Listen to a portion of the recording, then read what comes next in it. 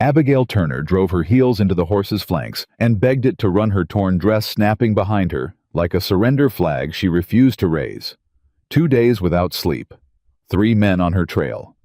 And the only crime she'd ever committed was refusing to belong to a rich man who swore her dead father's debt had made her his property. "You will never own me," she promised the wind.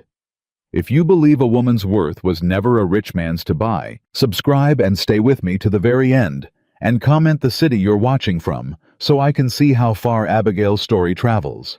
The horse went down beneath her, and Abigail Turner went down with it. She hit the hard ground shoulder first and rolled, and the breath left her body in one ugly rush, and for a moment the whole world was nothing but the ringing in her ears and the animal's labored dying breathing beside her. She got her hands under herself. She pushed up. Her palms were bleeding, and she did not feel it. "Get up," she told herself. "Get up, get up, get up." The horse could not get up. It lay on its side, ribs heaving foam at its mouth, run past the end of what any living thing could give.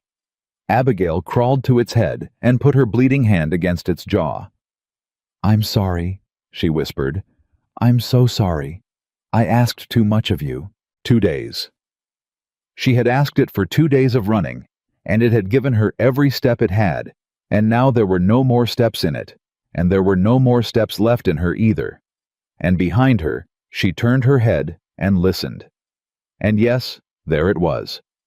Behind her came the sound of other horses. Fresh ones, coming steady. She knew those horses. She knew the men on them. "Not like this," she said. She got 1 foot under herself, then the other. She stood swaying and looked at the empty trail ahead, climbing up into rock and pine, going nowhere she knew, and she took the first step anyway, because a step away was a step away, and that was all she had left to want. She made it perhaps 40 yards before the first rider came around the bend behind her. "There!" a man shouted. "There she is, I got her." Abigail did not look back. She ran. Her legs would not do what she asked, and she ran anyway, stumbling, catching herself on rock, her lungs on fire, and behind her the hooves came louder, and a man was laughing, actually laughing the way a man laughs at a thing already caught. "Come on now, Miss Turner," he called out, easy, almost gentle, the way you'd gentle a colt. "Ain't no more road to run on. You made your point. You give Mr. Whitmore a fine chase. Now quit before you hurt yourself." "Stay away from me," she got out. "Can't do that." "I said stay away." She snatched a rock off the ground without slowing and turned and threw it, and it was a wild throw, and it missed him by a yard, and the man, his name was Cole. She knew him. He'd eaten at her father's table once. Cole just ducked his chin and grinned under his hat. "That how it's gonna be. That's how it's gonna be." 2 more riders came around the bend behind him. 3 of them now. 3 grown men, armed, mounted, sent up a mountain to fetch back 1 woman who weighed less than the saddle on any one of their horses. And Abigail Turner stood alone on a dying trail, with a bleeding hand and a rock she'd already thrown, and she lifted her chin at all 3 of them, because it was the only thing left that was hers to lift. "Whitmore sent his whole stable," she said. "Must think a lot of himself to need 3 men for 1 woman." "He thinks a lot of you, miss," Cole said. "That's the trouble." "He thinks a lot of my father's land." "That too. Then go take the land." Her voice cracked, and she hated that it cracked. "Take the land and the house and the well and every last acre. I never wanted it. But you tell Richard Whitmore he doesn't get to take me with it, because I am not a fence post, and I am not a head of cattle, and I do not come deeded with anything." "Ain't up to me, miss," Cole said, and swung down off his horse.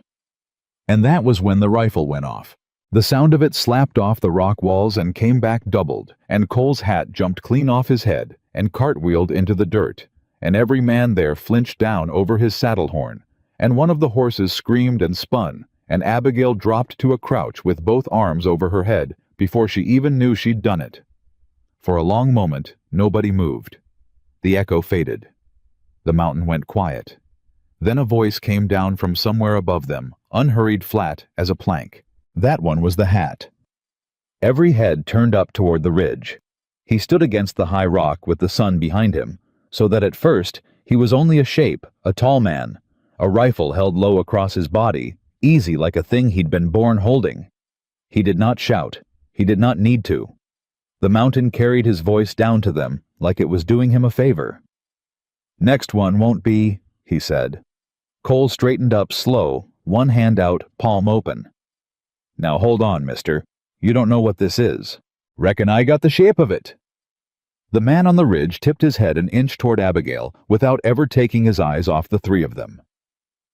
"3 men, 1 woman. She's running and you're chasing. I've lived long enough to know how that story goes, and I never did care for the ending." "This here's a legal matter," Cole said. "That woman owes a debt to Mr. Richard Whitmore of the Valley. We got papers. We got the law with us. You got the law with you." The man on the ridge came down a step, and another picking his way down the rock with the rifle never wavering. "Then how come you're up a mountain 40 miles from any courthouse instead of down there letting a judge sort it? Man's got the law with him. He don't need to run a woman's horse into the ground to keep it." Cole had no answer for that. His jaw worked. His eyes went to the 2 men still mounted behind him, and Abigail saw the calculation move across all 3 of their faces at once. 3 of them, 1 of him, but he was up on the high ground with a rifle that had just taken a hat off a man's head from 100 yards, and the arithmetic did not come out the way 3 armed men liked their arithmetic to come out. Mr. Cole said, "You are buying yourself a world of trouble over a woman you never met." "Wouldn't be the first world of trouble I ever bought." The cowboy reached the trail. He stood between Abigail and the 3 men, now not close to her, not looking at her, just between, and something in Abigail's chest that had been clenched tight for 2 days did something strange and painful, and she did not have a name for it. "Here's how it's gonna be. You're gonna get back on those horses. You're gonna ride back down the way you came, and you're gonna tell your Mr. Whitmore that the woman rode up onto Walkerland, and that Walkerland is particular about what it lets folks take off it." "Walker," Cole said, and something changed in his face. "You'd be Ethan Walker." "I would. I heard about you." Cole wet his lips. "They say you don't come down off this mountain but twice a year. They say you don't want nothing to do with nobody. They say right." Ethan Walker's voice did not change at all. "So you can imagine how bad my day's already going having to talk to 3 of you." One of the mounted men laughed before he could stop himself, and then swallowed it. "Ride down," Ethan said. "Last time I'll say it kindly." Abigail watched Cole weigh it. She watched him look at her, and there was something almost like regret in his eyes. He had eaten at her father's table. He had known her when she was a girl. And then she watched the regret lose to the fear of the rifle, which was the way it always went with men like Cole, who were not cruel exactly, only weak, only for hire, only doing what a rich man paid them to do. "This ain't over, Miss Turner," Cole said, and it came out almost apologetic. "Mr. Whitmore, he don't quit. You know that better'n anybody. He'll come himself, or he'll send more.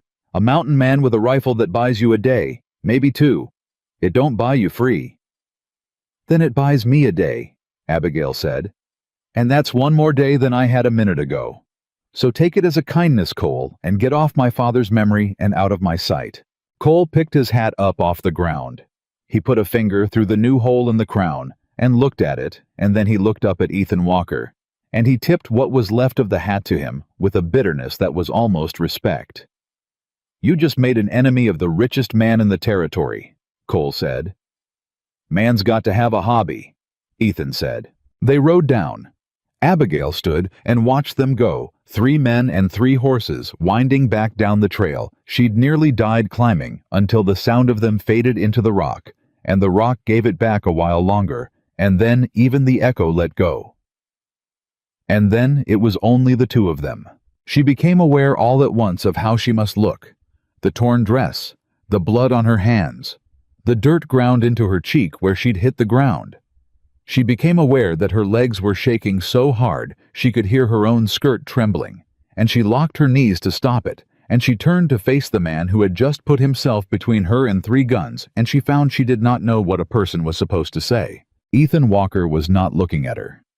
He was looking down the trail where the men had gone, and he stood there a while longer, making sure of the quiet, and when he was sure of it, he lowered the rifle at last and let out a breath through his nose. "Ma'am," he said. "You could have been killed," she said. It came out wrong, accusing almost, and she hated that too. "3 of them. You didn't know me. You didn't know a single thing about me.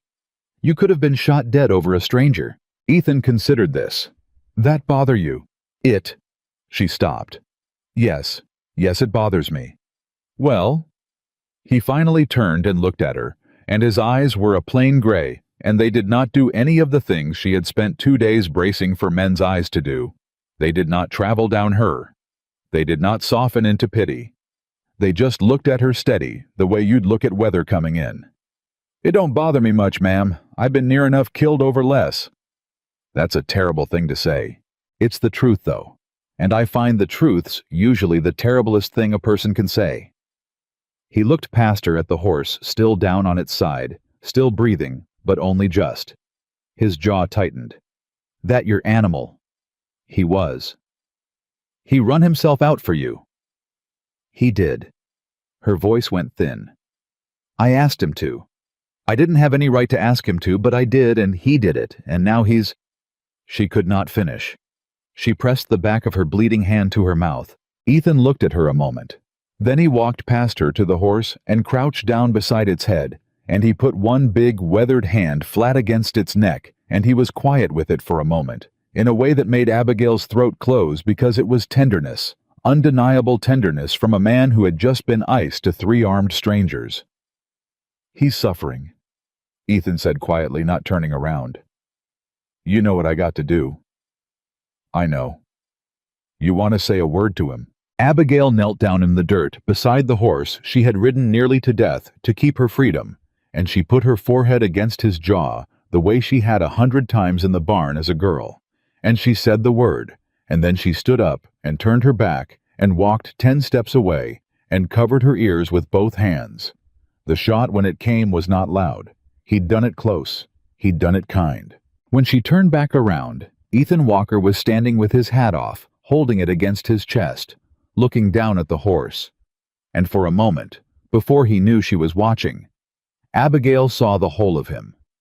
Saw the loneliness sitting on the man like dust that had settled so long it had become part of the wood. And she understood without being told that this was a man who had said a great many words over a great many graves and had run clean out of new ones. He put his hat back on. He turned. The stillness came back down over his face like a shade pulled. "You got a name, ma'am?" "Abigail." "Abigail Turner." "Ethan Walker." "I heard." The man said. "He did." Ethan looked her over now, but only the way a man looks over a thing he's about to have to carry, the bleeding hands, the way she was swaying on her feet, the fact that she plainly hadn't eaten or slept in some ungodly stretch of hours. "You're about to fall down, Miss Turner." "I am not. You're weaving like a drunk on a Sunday." "I said I am not." And her knee buckled and the ground came up toward her, and she felt his hand catch her under the arm, hard and fast and impersonal, holding her up. "Easy," he said. "Let go of me." She got her feet back. She pulled her arm free, and he let it go the instant she pulled. No argument, no reluctance. And somehow, that was what made her believe more than the rifle, more than the standing between, that his hand had meant nothing by it but keeping her off the ground. "Let go. I can stand. I've been standing on my own a long while, mister, and I don't intend to stop now." "Never said you should." He took a step back and gave her the room. "Only said you're weaving." They stood there, the 2 of them, on that dying trail with the sun going long behind the ridge. A man who wanted nothing to do with anyone, and a woman who trusted no one. And it was Abigail who broke first because she had to, because there was nowhere left to go. "They'll come back," she said. "Cole was right about that if he was right about nothing else. Whitmore doesn't lose. He'll send 10 men next time. He'll send 20. He'll come himself with a paper and a judge in his pocket, and he'll call it the law, and it'll be the law, because down in that valley, the law is whatever Richard Whitmore says it is on a given morning." She lifted her chin. "So you should have let them take me. You should let me walk down there right now and give myself back, before he burns this mountain out from under you looking. I'm not worth a thing to you, Mr. Walker. I'm not worth your trouble. Everyone I ever knew found that out, and now you know it too." Ethan Walker looked at her for a long moment. "Who told you that?" he said. "What, that you're not worth the trouble?" His head tilted. "Somebody told you that. You say it too easy. Like somebody wore it into you. Whitmore—" Abigail opened her mouth and found nothing in it. "Thought so." Ethan turned and looked up the trail toward the high country, toward wherever it was he lived, and he was quiet a moment, and when he spoke again, it was almost to himself. "My mother used to say a man's worst enemy ain't the fellow with the gun. It's the voice in his own head that tells him he's already lost. Whitmore didn't send 3 men to bring you back, Miss Turner. He sent 3 men to bring back a woman who'd already decided she was his to bring back. And you—" He looked at her again. "You're still up here throwing rocks. So I'd say his voice ain't took root all the way yet. I'd say there's still something in you fighting it." Abigail stared at him. "You don't even know me," she said, and this time it was barely a whisper. "No, ma'am, I don't." Ethan bent and picked her fallen shawl up off the ground where it had come loose in the fall, and he shook the dirt from it, and he held it out to her, not draping it over her, not touching her, just holding it out at arm's length for her to take or not take as she chose. "But I know that walk down the mountain leads to a man who thinks you're a fence post, and the walk up leads to a fire and something to eat, and a door that locks from the inside, which you're welcome to lock against me if it eases you any. I've slept in the barn plenty. I'll sleep in it tonight." He waited. "That's the whole of the offer. No more to it than that. You can turn it down. Just don't turn it down because some rich man convinced you you ain't worth the beans it'd take to feed you. That'd be a poor reason. That'd be his reason, not yours." Abigail Turner looked at the shawl held out in that big weathered hand. She looked at the trail behind her going down to Richard Whitmore. She looked at the trail ahead, going up to a stranger's fire. She had spent 2 days being certain that no man alive offered a woman shelter without a price folded up inside the offer, like a knife in a loaf of bread. She had spent her whole life near enough learning that lesson over and over until it was the surest thing she knew. And now, here was a man who would not so much as put a shawl around her shoulders without her leave. "Why the barn?" she said. "Ma'am? You said you'd sleep in the barn. Why?" Something moved at the corner of Ethan Walker's mouth that on a less serious man might one day have grown up to be a smile. "Because you've been running from men for 2 days, Miss Turner," he said. "Seems to me the least a stranger can do is not be one more thing between you and a locked door." Abigail reached out and took the shawl. Her fingers were shaking when she did it, and his did not so much as brush hers. And she pulled the wool around her shoulders, and it smelled of wood smoke and cedar and horse. And she was so tired and so hungry and so hollowed out by 2 days of pure animal fear that the simple ordinary human smell of it nearly took her legs out from under her all over again. "I don't trust you," she said. She needed him to know it. She needed to say it out loud so that whatever came next, he could not claim she'd been fooled. "I want that understood, Mr. Walker. I don't trust you, and I'm not going to, and I don't intend to owe you a single thing I can't repay. And the first moment I'm strong enough to walk out of here on my own, I'm going to do it. I've had my fill of being any man's obligation." "That's fair," Ethan said. "You're not going to argue." "No, ma'am. Men always argue." "Well." He turned and started up the trail, unhurried the rifle back across his body, and he spoke it over his shoulder without looking back to see if she followed. "Then I reckon you've been talking to the wrong men." And Abigail Turner, who had run 2 days from a man who called her his property, stood 1 moment longer on that trail, with a dead horse behind her and a stranger's shawl on her shoulders. Then she wrapped it tighter, and she lifted her chin, and she followed the mountain man up into the high country. Not because he'd saved her, for she'd have spat on the word saved, but because for the first time in longer than she could remember, Someone had handed her a thing and let her decide, all on her own, whether to take it. She caught up to him where the trail bent. "How far is it?" she asked. "Ways yet." You always answer a person with as few words as you can manage. When I can manage it. That's going to make for a long walk. It surely is, ma'am, Ethan Walker said, and kept walking. And behind them, far down the mountain, the light was going out of the valley where Richard Whitmore sat in his big house, and was at that very hour being handed a hat with a bullet hole through the crown. But that was down there, and they were up here. And for one more night at least, the distance between those two things was the only free thing Abigail Turner owned. She held onto it with both hands, and she climbed. Chapati. The cabin sat higher than she'd have believed a man would want to live. And when they finally came up on it in the last of the light, Abigail Turner stopped walking, and just looked at it. And Ethan Walker walked 3 more steps before he noticed she wasn't beside him anymore. "Miss Turner?" "Give me a minute." "You need to sit. I need to look at it," she said. "I need to look at it and be sure it's real, because I have been telling myself for 2 days that there was a place at the top of something where a person could stop, and I stopped believing it about a day ago, and now here it is, and I don't trust it. So give me a minute to look at it, Mr. Walker, and quit hovering." He quit hovering. He stood a little apart from her patient the way the mountain was patient, and he let her look. "It's small," she said finally. "It is. I like that it's small. A big house is a place a man keeps things he owns." She heard how it came out and did not take it back. "You don't own much, do you?" "No, ma'am." "Good," Abigail said, and started walking again. He opened the door for her, and then seeing her go stiff, he stepped back well away from it, out into the open, and gestured her through with an open hand and stayed put.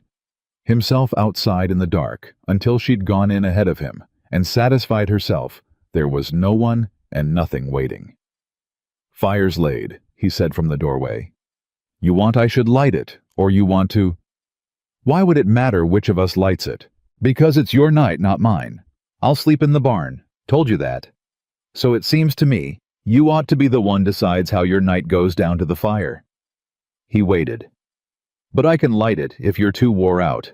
No shame either way." Abigail stood in the middle of the one small room and understood that the man was doing something she had no name for, something that had no shape. She recognized because every kindness she had ever been offered by a man had come with a hook in it, and she kept waiting to feel the hook, and it kept not being there. "Light it?" she said. "I'm too tired to kneel down." He came in, and he knelt at the hearth, and she stood as far from him as the small room allowed, and watched every move of his hands. He did not seem to mind being watched. He struck the fire and fed it, and stood, and the light came up gold across the low ceiling, and he stepped back from it toward the door.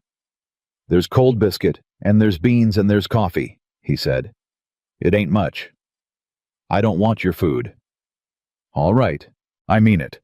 I don't intend to eat a thing of yours I can't pay back." Ethan Walker looked at her a long moment. "Miss Turner," he said, "when's the last you ate?" She lifted her chin and did not answer, because the answer was 2 days, and the answer would give him something, and she had decided on the trail to give him nothing. "That's what I figured," he said. He crossed to the shelf and took down a plate, and he put the biscuit on it, and he ladled the beans, and he set the plate on the wooden table, and he stepped back all the way back to the door. "I'm not going to touch it," she said. "You can't make me touch it." "No, ma'am. Can't make you do a thing." He put his shoulder against the doorframe. "But I'll tell you a story while you don't touch it if you'll allow me, and it's a true one. When I first come up on this mountain, I had a mule and $40 and a whole lot of hate in me, and I got snowed in that first winter, and I run down to nothing, and a man come by. Trapper, old fella. He left a sack of meal on my step, and he never said a word, and he never came in, and he never asked me for the meal back, nor for thanks, nor for anything at all. And I ate it, and it kept me breathing till the thaw." He paused. "I looked for that man 3 years to pay him. Found out he'd died that same winter up in the high pass froze. Never got to pay him a thing." Ethan's voice did not change, but something behind it did.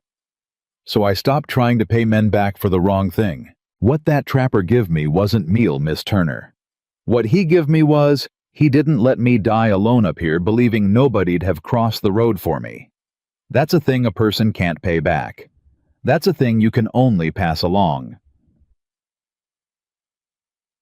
Abigail stood very still. "That's a pretty story," she said, and her voice was not steady. "Men tell pretty stories." "They do," Ethan agreed. "Most of 'em to get something. I'm telling you this one so you'll eat, and that's the only thing I want off it. And once you've ate, you won't owe me a solitary thing because I already got paid for that plate of beans 20 years back by a dead man in the snow. So you'd actually be doing me a discourtesy to refuse it." He tipped his head. "Now, you gonna make an old trapper's ghost feel like his meal went to waste." And Abigail Turner, who had sworn on that trail to give this man nothing, sat down slowly at the wooden table and picked up the biscuit, and something in her chest broke open a little and she ate. He did not watch her eat. That was the thing she would remember longest about that first night, longer than the fire or the food or the ache in her legs. He did not stand in the doorway and watch her eat like a man watching an animal he'd trapped. He turned his back and busied himself at the far wall with something that did not need busying with, and he gave her the mercy of eating unwatched, and she understood that he had known somehow, from the look of her, that being watched while she ate would shame her, and he had spared her it without being asked. She ate everything on the plate. She ate it too fast, and it hurt, and she ate it anyway. "There's more?" he said without turning around. "How did you know I wanted more?" "Because 2 days," Ethan said, "is 2 days." He filled the plate again. She ate that too slower this time. When she was done, she sat back and pressed her hand to her mouth because she thought for one horrible moment she was going to weep, and she would rather have been shot than weep in front of him. And he must have sensed it because he found a great deal of sudden work to do with the coffee pot and kept his back to her the whole while she got herself under control. "Mr. Walker?" "Ma'am." "Why are you being kind to me?" He was quiet a moment. Then he turned around and he leaned his shoulders back against the far wall and he looked at her across the little room in the firelight. "You want the true answer or the easy one?" "I've had my fill of easy answers. Men have been giving me easy answers my whole life." "All right." Ethan crossed his arms. "The true answer is I ain't being kind to you, Miss Turner. I'm being kind to somebody who ain't here anymore, and you happen to be standing where she'd have stood. That's the true answer, and it's an ugly one, and you asked for it, so there it is." The fire popped. Abigail did not move. "Who?" she said. "Don't matter who. It matters to me. You just told me I'm standing in a dead woman's place. That matters to me a great deal, Mr. Walker, and I'll thank you to tell me the whole of it before I lie down under this roof, because I'll not sleep in a house full of a ghost I don't know the name of." Ethan looked at her for a long, long moment, and something worked in his jaw, and Abigail thought he wouldn't answer, and then he did, and his voice when it came was flat and low and stripped of everything. "My wife," he said, "and my girl, my daughter. She was 6. The room went very quiet. "They didn't die of any sickness," Ethan said, because she had asked for the whole of it, and he was a man who once started gave the whole of it. "I want that clear. People up here, they hear a man lost his family, and they figure fever, or the birthing, or the winter. It wasn't any of that. There was a man down in the valley, not Whitmore. This was before Whitmore. Another one just like him. They grow out of that valley like weeds. There was a man wanted my land back when I had land. Good land, bottom land by the water. And I wouldn't sell. And he warned me. And I didn't listen because I was young and I was proud, and I figured a man's home was his own." His voice did not rise. That was the terrible part. It stayed flat as slate the whole way through. "So one night while I was gone to town for salt and nails, 3 of his men come by my place to remind me what happens to a man who won't sell. They only meant to burn the barn, I expect. I don't think they meant the house. I've told myself 1,000 nights they didn't mean the house." "Ethan?" She used his name for the first time and did not notice she'd done it. "My wife's name was Sarah," he said. "My daughter was Ruth. I come home to a fire and I dug in it with my bare hands till they had to pull me off, and there wasn't—" He stopped. He looked at the floor. There wasn't anybody to pull off the men who did it. Law wouldn't touch 'em. Rich man's men. Same as always. So I found 'em myself, the three of 'em over the space of a year, and I did what I did, and I ain't gonna tell you what it was. And then I come up this mountain to be as far as a man could get, from the kind of place where a rich man can send three fellas to a house in the night, and the law tips its hat to him afterward." He looked up at her. "And then 2 days ago, I hear horses on my trail, and I go out with my rifle to run off whatever it is, and I look down and I see 3 men chasing one woman up my mountain, and I tell you, Miss Turner, for a second there I wasn't standing on this ridge in the year 1879 at all. I was standing in front of my own burned house. So no, I ain't being kind to you. I'd be lying if I called it that. I saw 3 of Whitmore's men doing the exact thing that took everything I ever loved, and I couldn't watch it happen a second time, not if I had breath to stop it. That's the true answer. That's the whole ugly true answer, and now you got it." Abigail Turner sat at the table in the firelight and looked at the mountain man who had put himself between her and 3 guns, and she understood at last that he had not saved her at all. She had saved him, a little, from having to watch it happen again. "I'm sorry," she said, and meant it all the way down. "I'm sorry for Sarah. I'm sorry for Ruth." Ethan Walker flinched at the names in her mouth. It was the only time all night his face broke just for that half a second, and then it closed back up. "Long time ago," he said. "That's a lie, and you know it's a lie, and I know it's a lie, because I watched you take your hat off over a stranger's horse today, and I know grief when I see a man still living inside it." She stood up from the table. "It is not a long time ago. It's every single morning. I don't have a Sarah or a Ruth, Mr. Walker, but I had a father, and he's 3 weeks in the ground, and I promise you it is not a long time ago."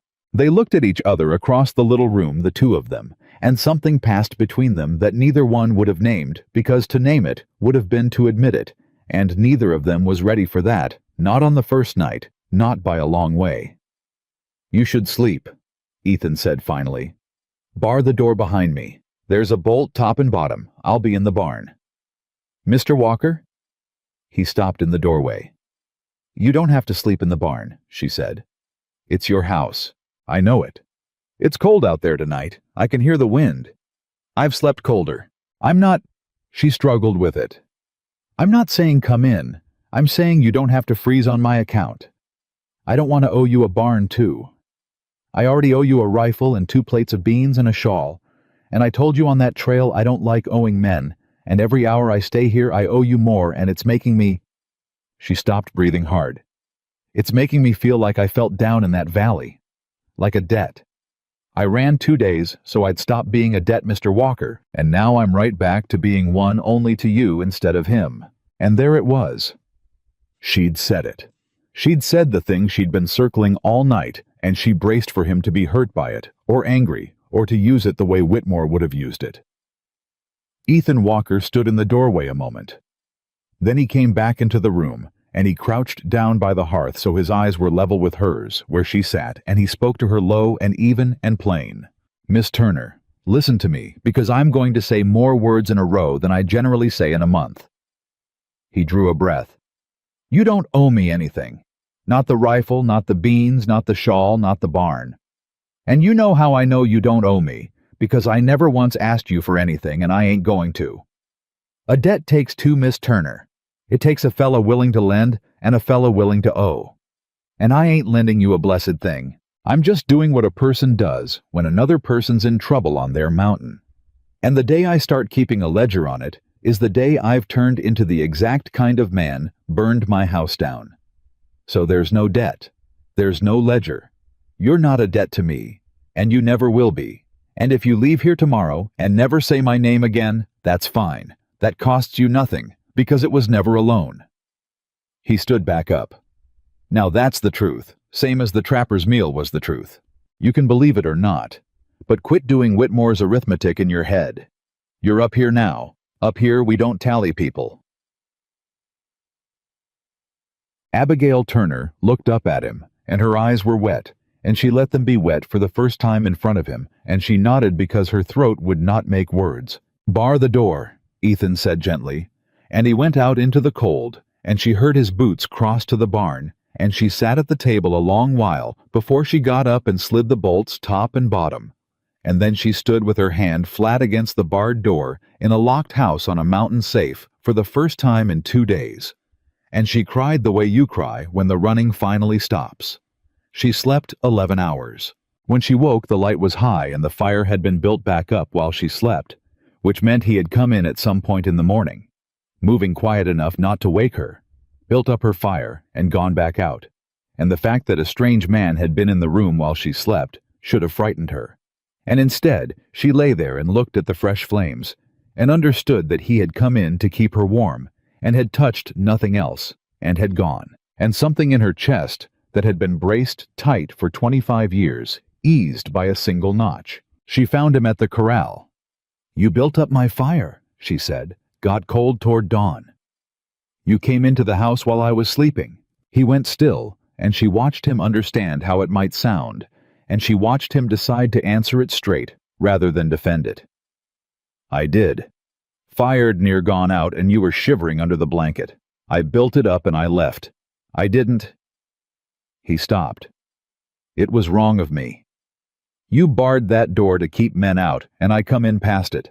I'm sorry for it, Miss Turner. It won't happen again. Cold or no cold, I'll knock next time, or I'll let it burn out." And that the apology unforced for a thing most men would have expected thanks for, that was the moment Abigail Turner started against every hard lesson of her life to trust Ethan Walker. "Don't let it burn out," she said. "I was cold. I'm just not used to—" She shook her head. "I'm not used to a man doing a thing for me and then apologizing for it. Down in the valley, it's the other way around. A man does nothing for you and expects to be thanked. That ain't a man," Ethan said, and went back to the horse he was working. "That's a collector." She watched him work a while. He was gentling a young horse to the saddle, and he was patient with it past all reason, and the horse was skittish and green and kept shying, and he never once raised his hand or his voice, just stood with it and breathed with it and waited it out. And Abigail watched him do it and thought about a shawl held out at arm's length, and understood that he gentled people the same way he gentled horses by never once making a grab. "Teach me," she said. He looked up. "Ma'am, teach me that. Teach me the horse. Teach me the rifle, the one that took Cole's hat off. Teach me to track and to shoot and to live up here because Cole was right, Mr. Walker. Whitmore's coming back. He is coming back, and when he comes, I do not intend to be standing behind you like a fence post waiting to be defended. I intend to be standing beside you, knowing which end of the rifle points at the man." She lifted her chin. "You said up here you don't tally people. Then teach me to be useful and not a debt. That's not owing, that's earning. There's a difference, and you know there is." Ethan Walker looked at her over the back of the green horse for a long moment. "Most folks come up this mountain," he said slowly. "They want down off it fast as they can. They're afraid of it.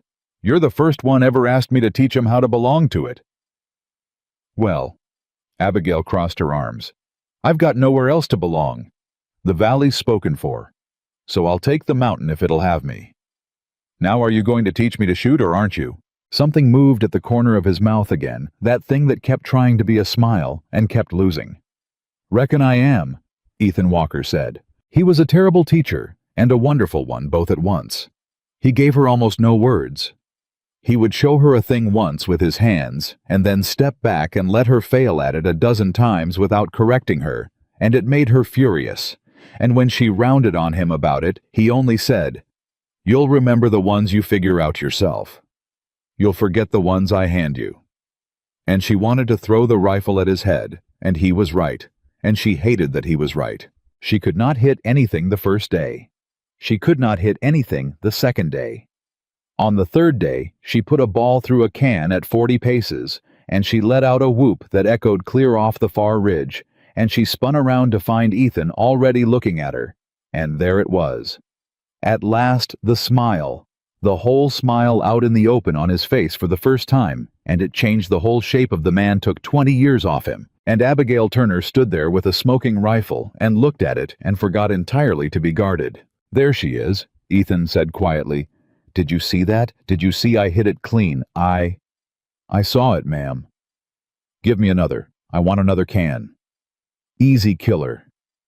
And he laughed, a short, rusty, disused sound like a hinge that hadn't turned in years, and he seemed as startled by it as she was, and they both went quiet because the laugh had surprised them both, and neither one knew what to do with the fact that this stranger's laugh had made her chest go warm. The days went on like that. He taught her the rifle, and then the tracking, taught her to read a broken twig and a turned stone, and the way a bird lifts off wrong when men are moving below. He taught her to sit a horse the mountain way, low and easy, and she was already a fair rider, and got better fast, and he told her so, which from Ethan Walker was a torrent of praise. She learned to move quiet. She learned the trails, the 3 ways up to the cabin, and the one hidden way down that only he knew. She learned where the water was, and where the high blind was that could see the whole approach, and where a person could lie up for a day with a rifle and hold off more men than had any business being held off. And every evening they sat at the little table and ate, and every evening he told the door he'd be in the barn, and every evening she said less about it until the 7th night, when she didn't say anything about the barn at all, and neither did he.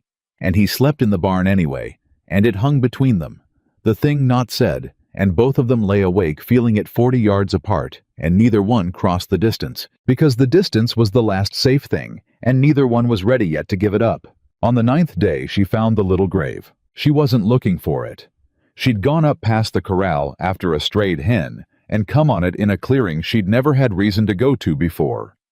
2 graves side by side with river stones, set careful around them, and no markers, no names. Nothing but the stones and the care in how they were laid, and she knew at once whose they were, and she stood there with her hand at her mouth. And that was where Ethan found her when he came looking, and forgotten standing over Sarah and Ruth.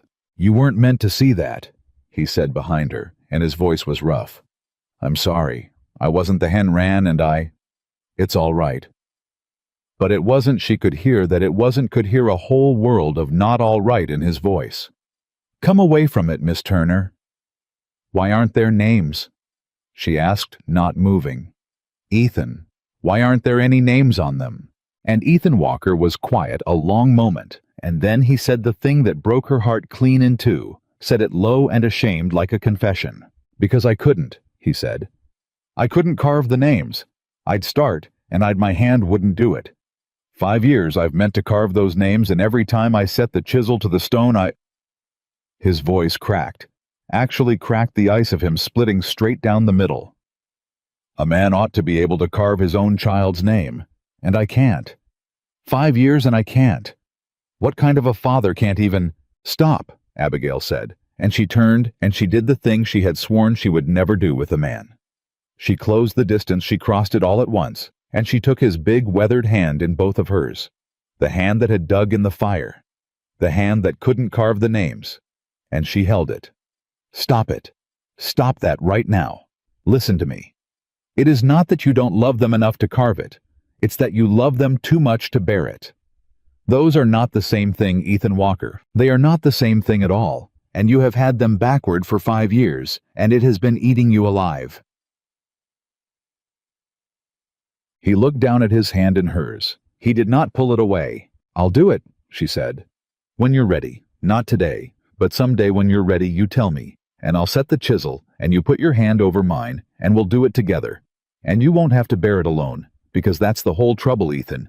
You've been trying to bear every last thing alone up here for 5 years. Like being alone with it is some kind of penance you owe them. It isn't.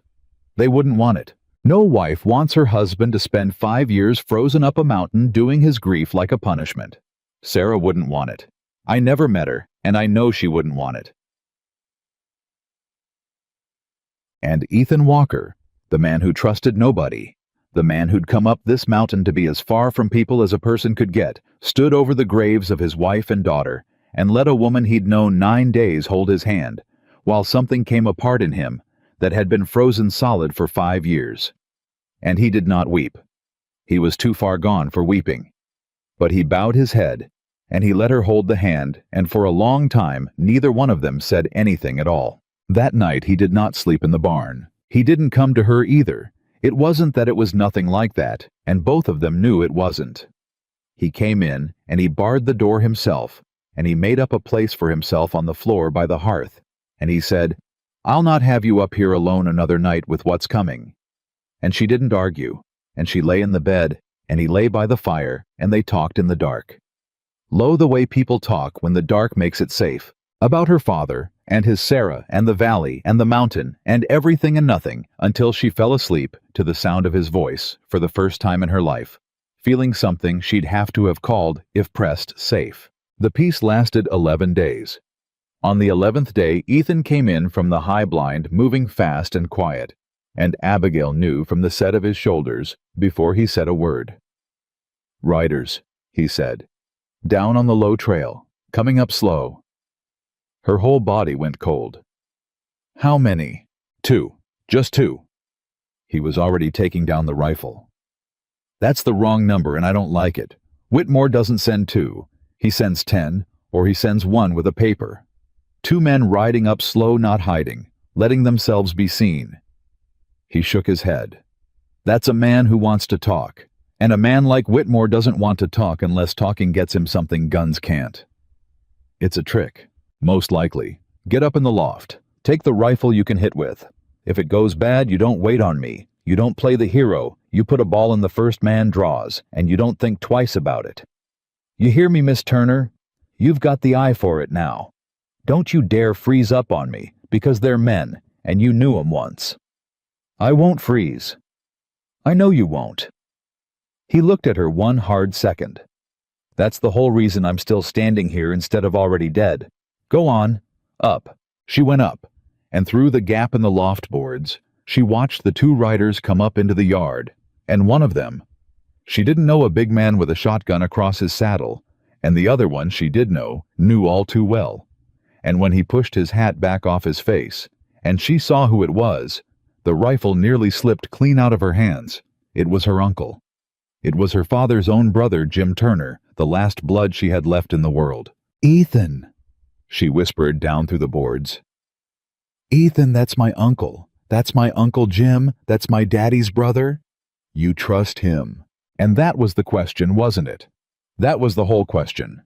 Because Jim Turner had stood at her father's grave 3 weeks back with his hat in his hands, and Jim Turner had also that very same week sat in Richard Whitmore's parlor. She'd seen him go in. She'd seen him come out. And she had never known from that day to this which side of the fence her own uncle's boots were planted on. And now here he was riding up a mountain. Nobody was supposed to know she'd run to, with one of Whitmore's shotgun men at his side.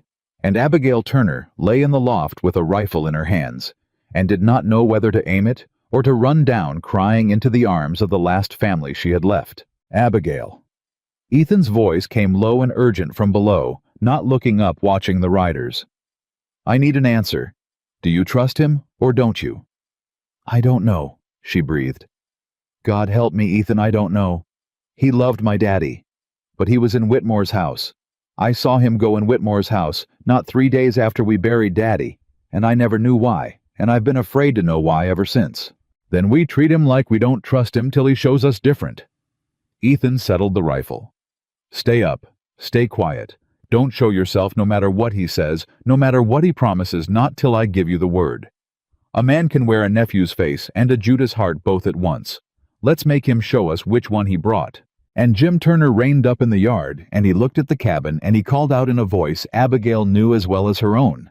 A voice that had told her stories on his knee when she was a girl. A voice that now might be the voice of the man. Come to sell her back. "Ethan Walker," Jim called. "My name's Jim Turner.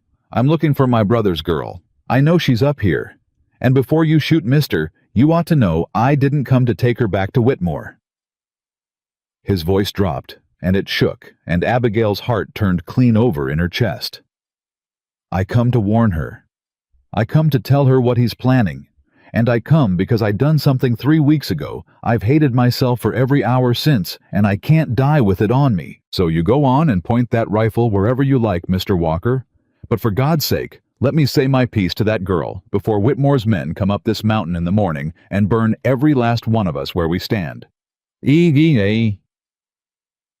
And in the loft, Abigail Turner's hands began to shake on the rifle, because her uncle had just said in the morning, and her uncle had just said burn, and whatever he had come to confess, one thing past all doubting, was suddenly terribly clear.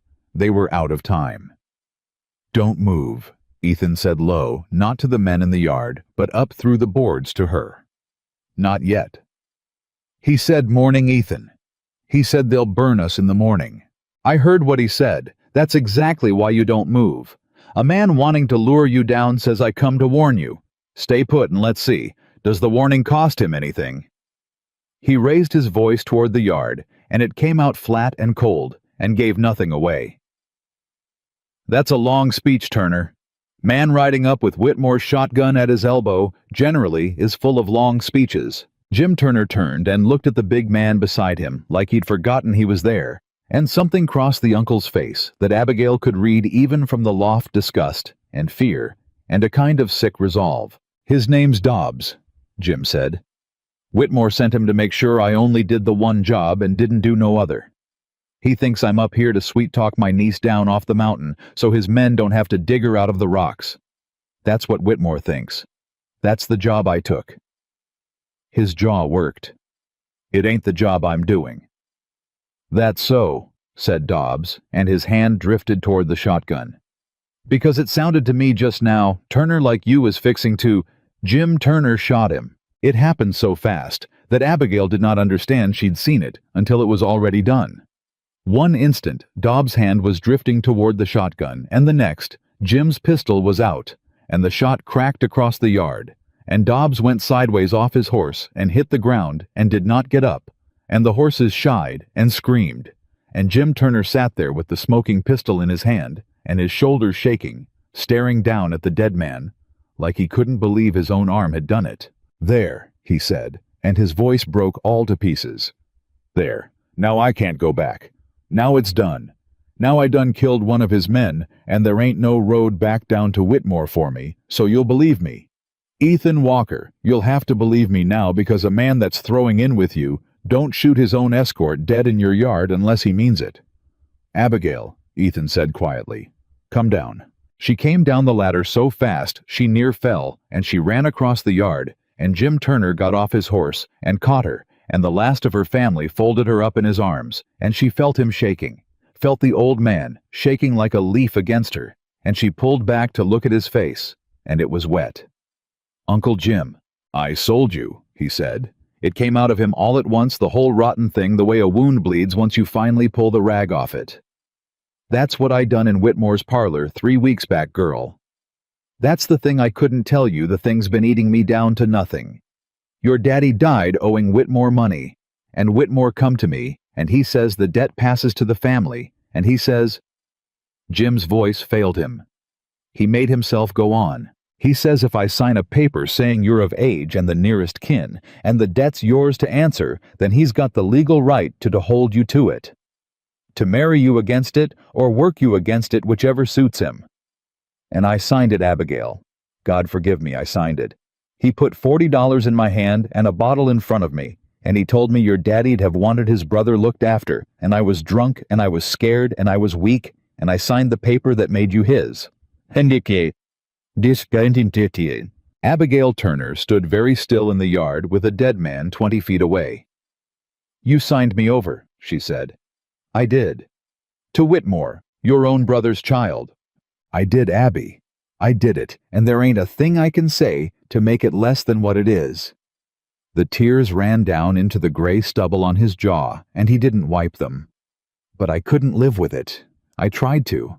I told myself he'd marry you decent, that you'd be rich, that it weren't so bad. And then I heard how he was talking about you down at his place. Heard him tell his men you were a filly needed breaking. Heard him laugh about it. And I knew. I knew right then I'd sold my brother's girl to a man who was going to break her like a horse and enjoy the doing of it, and I couldn't." He pressed the heel of his hand to his mouth. "So I come up here to burn that paper. To warn you what's coming. And to stand with you when it does, if you'll have me, though God knows I got no right to ask it." "The paper," Ethan said. He'd come down off the porch, rifle still in hand, and he stood a little apart, and his voice cut through the old man's grief like a cold blade. Where's the paper now, Turner? Whitmore's got the original, locked in his safe. Then your burning it up here don't matter a damn. No, Jim admitted. It don't, not the paper itself.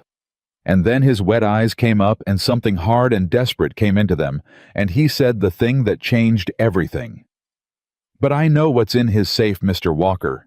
I signed that paper in his study, and I saw the safe standing open, and I saw what else was in it, and I've thought about nothing else for 3 weeks. Whitmore's got papers on half this valley.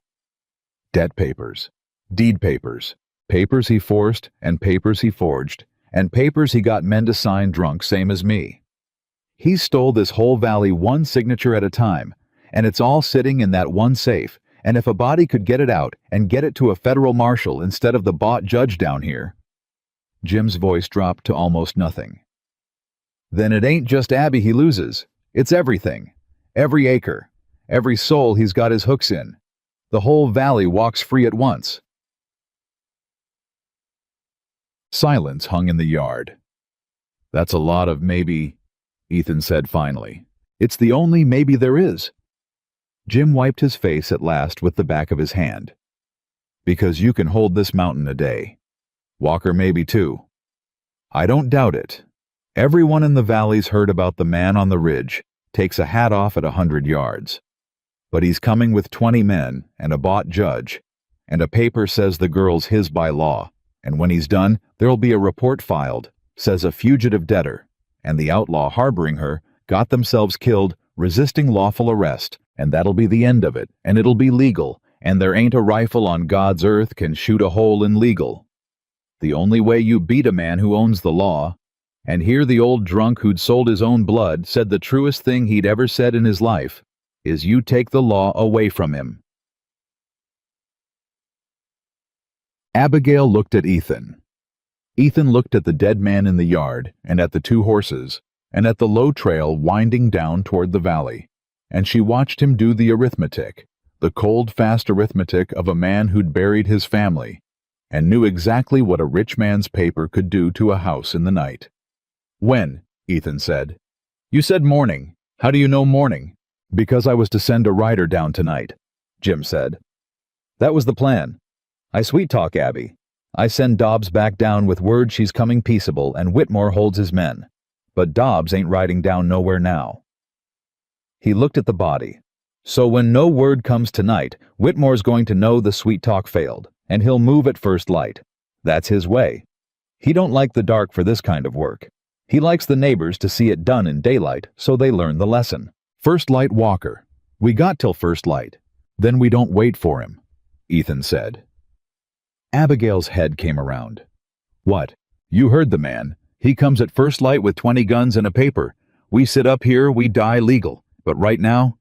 Ethan looked down the mountain, and something kindled in him that Abigail had never seen a cold, live thing that had been buried under 5 years of frost. Right now, Whitmore thinks his plan's still working. He thinks his man's up here sweet-talking. He thinks come morning I hand you over or he takes you. What he does not think, not for 1 minute, is that anybody's fool enough to ride down off this mountain tonight and walk into his house while he sleeps. You can't be serious, Jim said. Walk into Whitmore's own house. His safe's in his study. You said it's standing open once. You know the house. I know the house, but he's got men on it. He's got men watching the road up the mountain, Ethan said. Because that's where he thinks the trouble is. He's looking up here. He ain't looking at his own parlor. He turned to Abigail, and there was a question in it, a real one, the realest he'd ever put to her. It'd be 3 of us. An old man carrying a guilt. He can't put down a mountain hermit who ain't been off this ridge in years, and a woman he's spent 3 weeks calling a filly to be broke. That's the raid. That's all the army there is. I won't lie to you and tell you it's a good plan, Abigail, because it's a terrible plan. It's very likely to get us all killed, but it's ours, and it don't end with your name on his paper. Abigail Turner stood in the yard between the 2 men, the uncle who'd sold her and the stranger who wouldn't, and she thought about Sarah and Ruth in the clearing, with no names on their stones, and she thought about her father 3 weeks in the ground, and she thought about the word filly, and something in her that had been running for 2 days and hiding for 11 days quit both all at once and stood up straight. "How long to the house?" she said. "4 hours down hard riding," Jim said. "If we leave now, we're at his gate deep in the night." "Then we leave now." She looked at Ethan. "You said back on that trail you never cared for how the story goes. 3 men, 1 woman running and chasing. Well, I'm done running, Mr. Walker. Let's go do the chasing for once." And there it was, the smile. But it wasn't warm this time. It was something harder and older. And Abigail understood she was seeing at last the man who'd hunted down 3 killers over the space of a year. The man underneath the grief, and it should have frightened her, and it didn't. "Get the good horses," Ethan said. They rode down in the dark.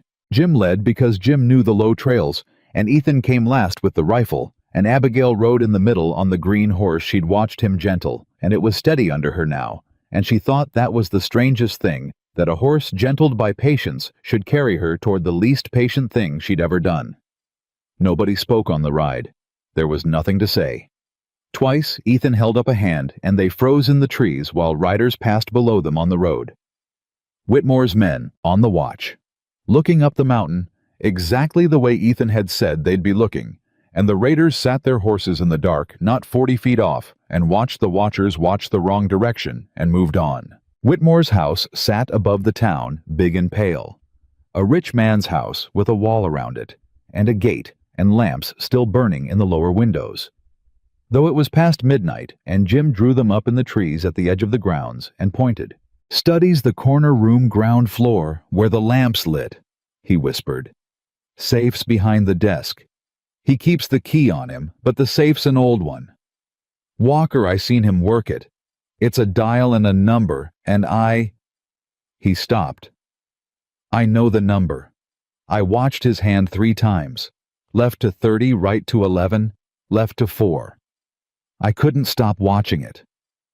Some part of me even then was already planning to come back for that safe, I just didn't have the sand to admit it." 30, 11, 4, Ethan repeated. 30, 11, 4. "How many inside?" "This time of night his housekeeper, but she sleeps in the back. Maybe a man or 2 on the front door." Jim swallowed. "And the study lamp's lit, which means he ain't abed. Which means he's in there. In the very room." Abigail's stomach dropped. "He's in the room with the safe. Then that changes it," Ethan said, cool as still water. "That changes it some. But it don't change that we're here and the paper's there. Turner, you take the horses and hold 'em ready in the trees, and I mean ready because if this goes wrong we're going to come out of that house running and there won't be time to fumble a cinch. Abigail." He turned to her. "You're with me. I need somebody can read that safe number back to me if my hands are full, and I need somebody watching my back can shoot, if it comes to it. And God help me. The only person I trust to do both is a woman I've known 11 days. He shook his head once, almost wondering at it. "Life's a strange country, ma'am."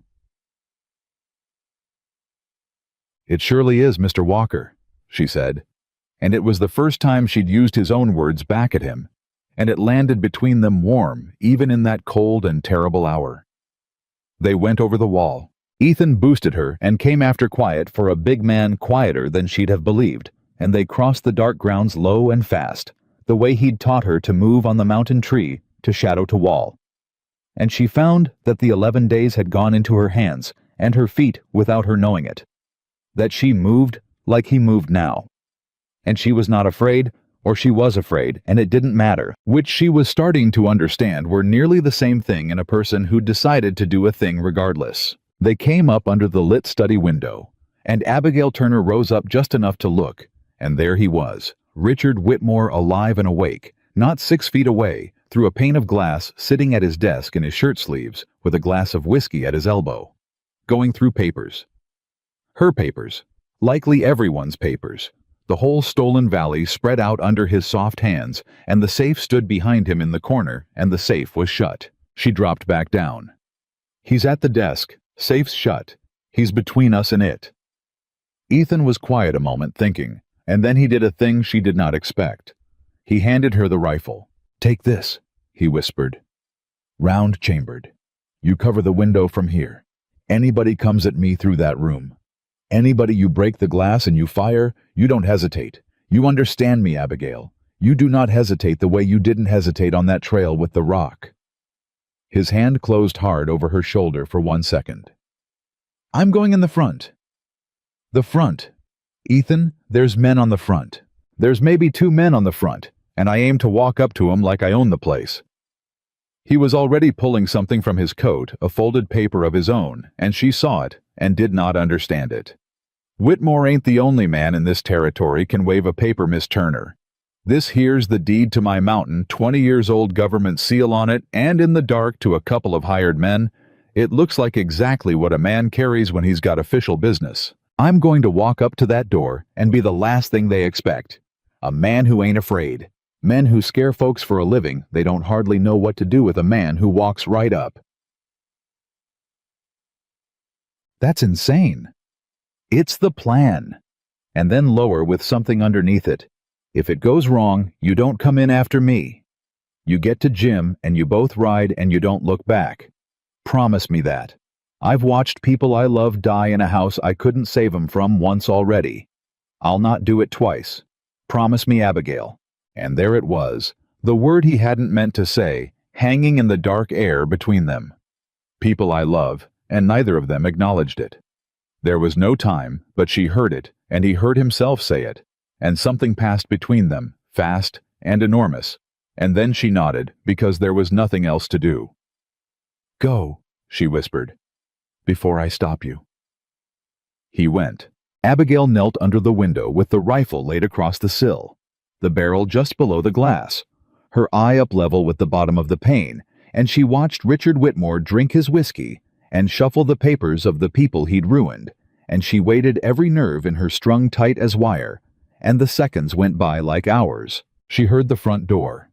She heard a voice, a hired man's voice, sharp challenging. She heard Ethan's voice answer flat and easy and unafraid, too low to make out the words. She heard the hired man again, uncertain now. A long pause. Her heart slammed against her ribs. And then she heard a sound she would never forget as long as she lived, the sound of Ethan Walker's voice going hard, and a scuffle short and ugly, and a heavy thump, and then quiet. At the desk, Richard Whitmore's head came up. He'd heard it too. He set down the whiskey. He stood slow, and he reached into the desk drawer and came out with a pistol, and he moved toward the study door with the gun down at his side, and Abigail Turner watched through the glass as the man who'd called her a filly to be broken walked toward the door with a gun in his hand, and Ethan somewhere on the other side of it, and every single thing hung on the next 10 seconds. The study door opened, but it wasn't Ethan who came through it. It was another man, one she didn't know. One of Whitmore's coming in fast, and scared with the lamp in one hand, babbling, "Mr. Whitmore, there's a man, he's in the house. He put Harker down cold and I can't find." And Whitmore rounded on him, and in that instant with both men turned toward the door and their backs to the window. Abigail understood that this was the moment, this was the only moment there would ever be, and she did the thing Ethan hadn't planned for and couldn't have. She stood up and she swung the rifle butt and she put it clean through the window pane. The glass exploded inward. Both men spun, and Abigail Turner stood framed in the shattered window with the rifle leveled and the barrel steady as stone. And she looked Richard Whitmore in the eye for the first time since the day he'd told a whole town she belonged to a debt, and her voice did not shake at all. "Drop it, Richard," she said. "Drop it, or I swear before God I'll show you exactly how well your fillies learned to shoot." For one frozen instant, nobody in that room moved. Then Whitmore smiled that soft, awful certain smile of a man who had never once in his life believed a woman would truly pull a trigger, and he started to raise the pistol, and Abigail's finger tightened on the trigger, and behind him the study door crashed fully open, and Ethan Walker filled it with blood on his face and murder in his eyes, and his own gun coming up, and both of them, the woman at the window and the man in the door, had the drop on Richard Whitmore at the exact same instant from two directions at once, and Whitmore froze the pistol, half raised, caught dead between them, and for the first time in the whole rotten span of his life, the richest man in the territory, understood that he was not going to win. "Put it down, Whitmore," Ethan said, and the blood ran down his temple and dripped off his jaw, and he did not so much as blink. "You got a woman's rifle on you from one side and my pistol from the other, and I have wanted an excuse to end you since the day I heard your name. So please, give me one." Whitmore's smile held 1 second longer. Then it cracked, and the pistol lowered, and it dropped from his fingers to the rug with a soft, heavy sound, and the man with the lamp went white and set the lamp down so slow it might have been a thing made of glass. "There now," Whitmore said, and even beaten his voice was smooth. Oiled a rich man's voice that had never once in its life been told no and made to hear it. "There's no call for anyone to get hurt. Let's all of us be reasonable. I'm a reasonable man."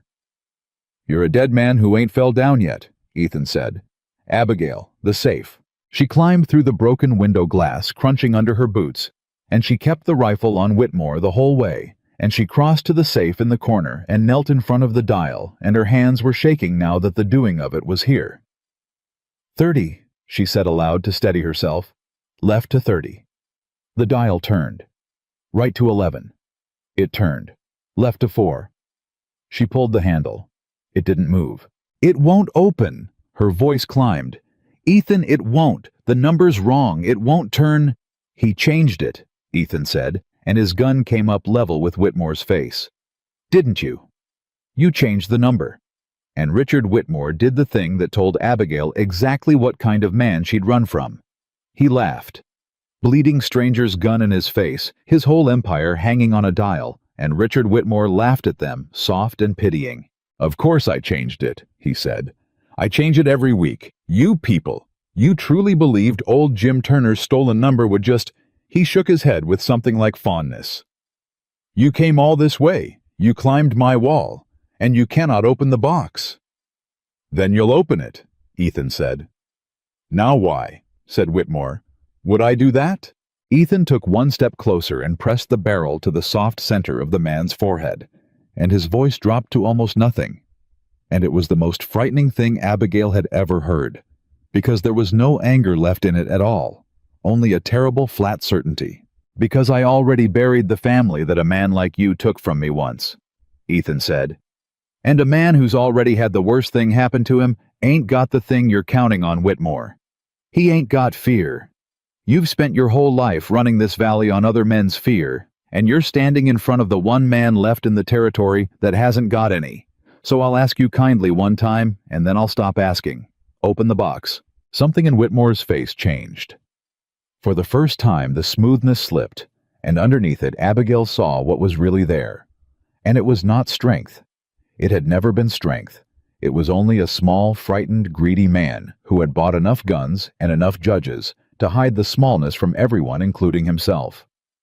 And now the guns and the judges were 4 hours up a mountain, looking the wrong way, and there was nothing between Richard Whitmore and the barrel of a gun but the truth of what he'd always been.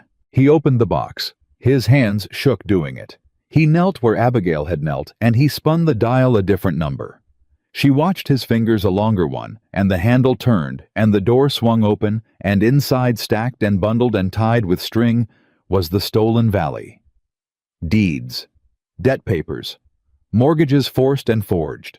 A whole county's worth of ruined families reduced to paper in a rich man's safe. Abigail reached past him and pulled it all out in armfuls, and she found her own name near the top.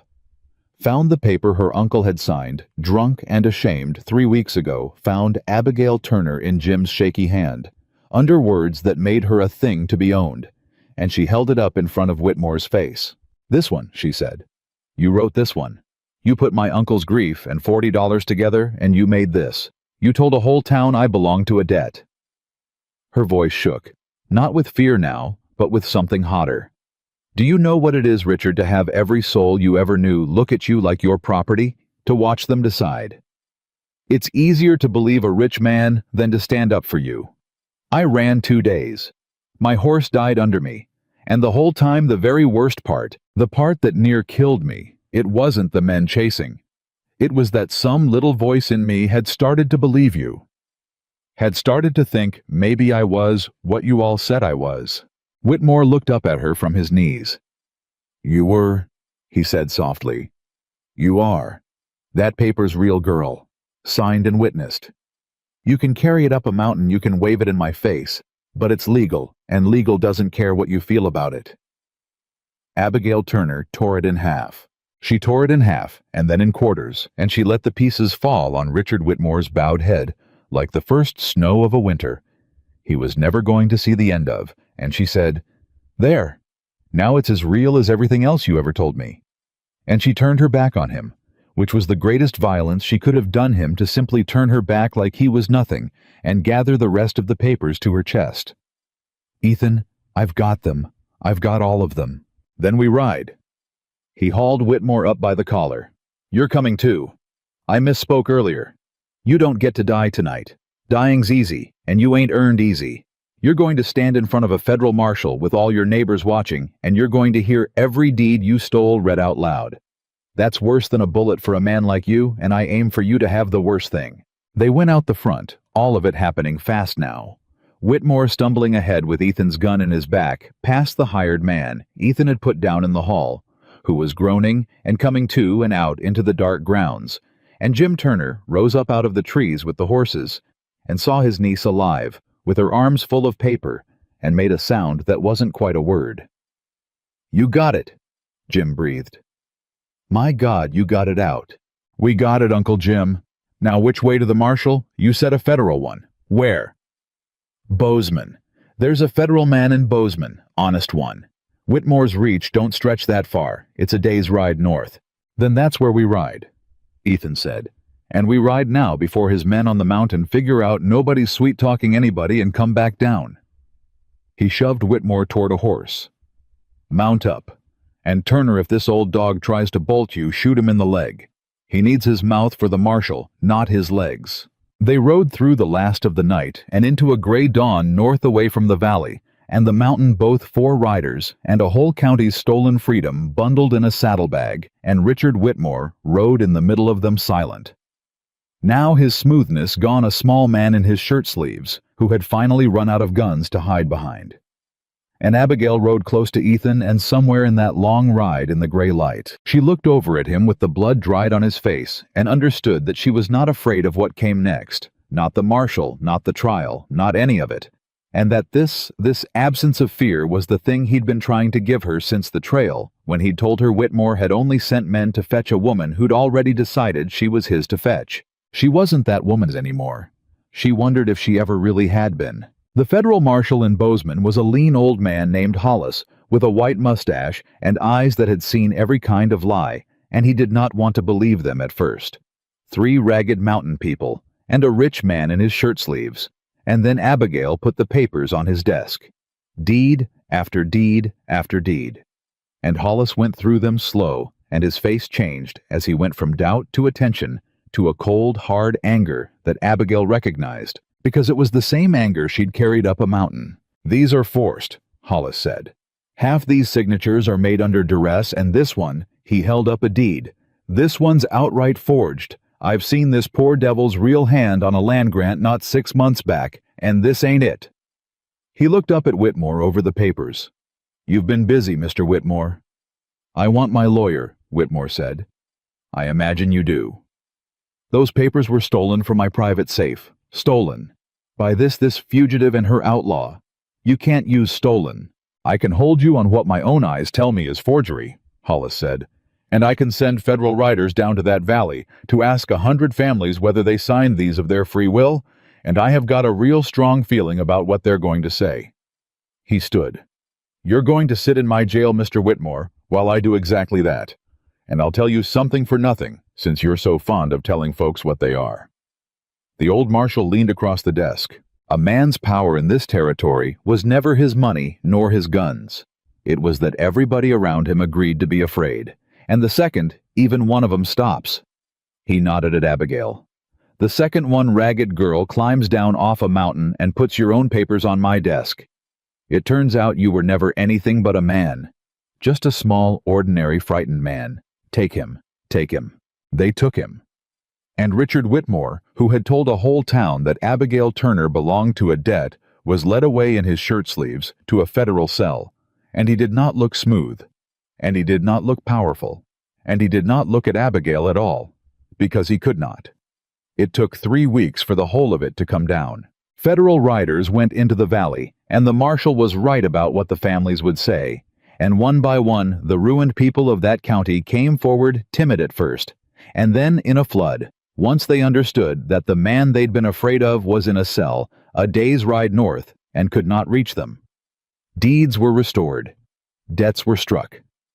Whitmore's bought judge when the federal men came asking folded like wet paper, and gave up half a decade of dirty rulings to save his own skin. The valley, one signature at a time, came back to the people it had been stolen from. And Abigail Turner, who had ridden out of that valley 2 days ahead of 3 men, with her horse dying under her, rode back into it, a month later, at a walk in daylight, with her head up, and the same town that had watched her run, that had decided it was easier to believe a rich man came out into the road to look at her. She stopped her horse in the middle of them. She didn't say anything for a moment. She just looked at them, the people who'd let it happen, and she watched them not be able to meet her eye.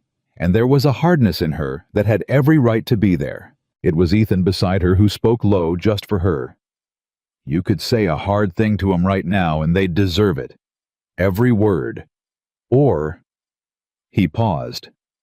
You could say the thing that makes you different from the man in the cell. Your choice, Abigail. Always was your choice. That's the whole point of all of it.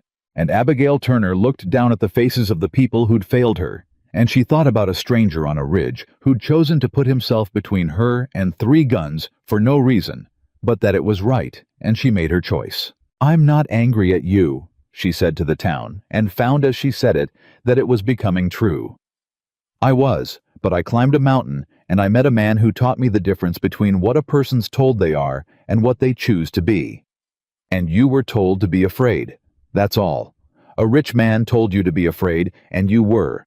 And I understand it now because I was afraid too. I believed him about myself for a while, same as you believed him about me. She looked at them. So I'm not going to stand here and be your judge. I've had my fill of men who owned this valley by making everybody feel small. I won't be one more. Go home, take back your land, and the next time a rich man tells you a person belongs to a debt. Her voice rang out clear over the whole silent street. You remember a girl rode down off a mountain and proved him a liar. That's all I ask. Just remember it. And a strange thing happened in that street. An old woman near the front began to cry, and then a man took off his hat. And then one by one, all down the road, the people of that valley took off their hats to Abigail Turner, not because a rich man told them to, but because for the first time in years, somebody had shown them they didn't have to. That night, back on the mountain in the little cabin, Abigail and Ethan sat at the wooden table where she'd eaten 2 plates of beans a lifetime ago, and neither of them said much, because the biggest things don't need many words, and Ethan Walker had never used many to begin with. It's over, Abigail said finally. Whitmore, the valley, all of it. I keep waiting to feel I don't know, finished, and I don't. I feel like I'm just now starting something instead. Ethan turned his coffee cup in his big weathered hands. There's a thing I've been meaning to say, he said, and I've started it 100 times in my head, and it never comes out right, so I'm just going to say it wrong, and you'll have to forgive the wrongness. He looked up at her. When you rode up my mountain, I told you I wasn't being kind to you.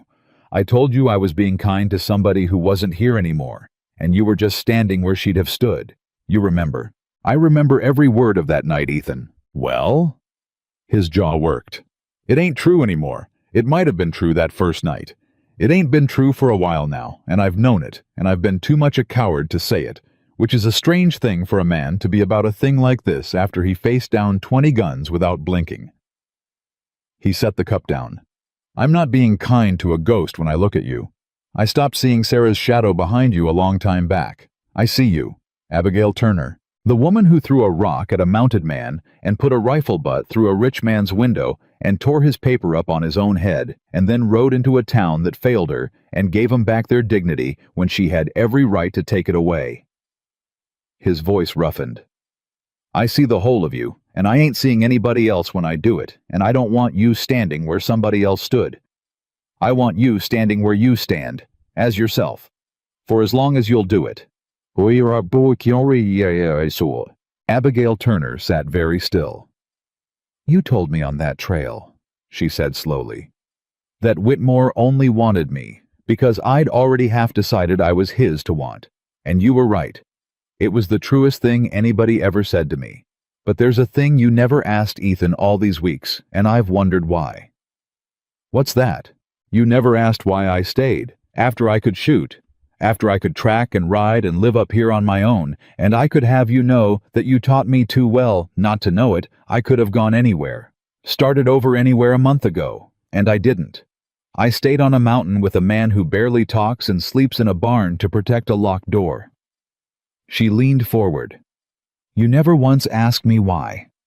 So I'll tell you since you finally worked up the nerve to say your piece. I stayed because you were the first person in my whole life who handed me a thing. A shawl, a plate of beans, a rifle, a choice, and then stepped back and let it be mine.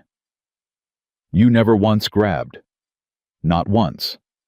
And a woman who spent her whole life being grabbed at learns pretty quick that the one man who won't grab is the one worth walking toward on her own 2 feet. She reached across the table the way she'd crossed the distance in the clearing over the graves, deliberate choosing it, and she put her hand over his. So I'm walking toward you, Ethan Walker, she said, on my own 2 feet. Nobody handed me here. Nobody sold me here. Nobody saved me into it. I chose it, which is the only way I was ever going to be able to do it. And I need you to hear the difference because it's the whole difference. It's everything the last month was for. Her eyes were wet and steady. I don't need you. I want you. And I spent 25 years thinking those were the same thing. And you're the man who taught me they're not. Ethan Walker turned his hand over under hers, so their palms met, and he held on gently, the way he did everything, the way he'd gentled the green horse, the way he'd held out the shawl. And for a long moment, the man who trusted nobody just looked at the woman he trusted with everything. And the fire burned low, and neither one of them needed to say the rest of it, because it had already been said in every plate of beans and every barred door and every arm's-length kindness of the last 30 days. There's a thing I've been meaning to ask you, too, Abigail said, and her voice went soft, and it went certain. A thing I've been ready to do for a while now, and I think you have too, and I think it's time. She stood, and she drew him up with her, and she led him out into the night, up past the corral to the clearing, where 2 unmarked graves lay under river stones. Get the chisel, Ethan, she said gently. It's time. I'll set it, and you put your hand over mine, and we'll carve their names together, and you won't have to bear it alone, because you're not alone anymore, and you haven't been for a while, and it's high time those stones said so. She squeezed his hand. Sarah first, then Ruth. And when it's done, they'll have their names back, and you'll have your hands back, and we'll walk down off this ridge together tomorrow, and start whatever comes next as 2 people who chose it. Free ones. Both of us. Her voice broke and held. That's what all of it was for Ethan.